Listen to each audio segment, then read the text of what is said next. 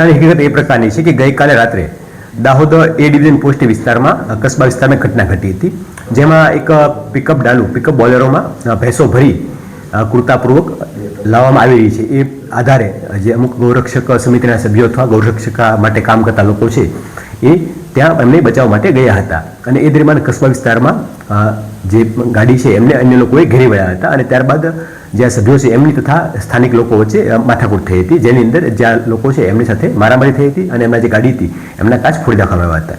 આ ઘટનાની જાણ થતાં તાત્કાલિક પોલીસ કાફલો ત્યાં પહોંચી ગયો હતો અને આગળની તમામ ઘટના જે અટકાવી હતી અને જે ગાડી હતી એમને સહી સલામત પોલીસ સ્ટેશન લાવવાની તજવીજ સૌએ ભેગા મળીને હાથ ધરી હતી.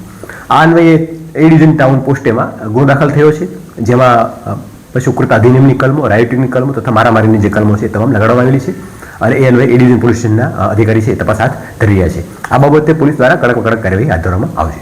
કેટલા લોકો વિરુદ્ધ ગુનો નોંધાયો છે? હાલમાં 12 લોકો સામે ગુનો દાખલ કરવામાં આવ્યો છે, પરંતુ તપાસ ચાલુ છે. સીસીટીવી ફૂટેજ, ટેકનિકલ પુરાવા તથા અન્ય જેવી માહિતી છે એના આધારે પ્લસ માઇનસ થઈ શકે છે અને આગળ તપાસ મુજબ અન્ય લોકો નામ પણ ખુલી શકે છે અને અન્ય કલમોનો ઉમેરો પણ થઈ શકે છે.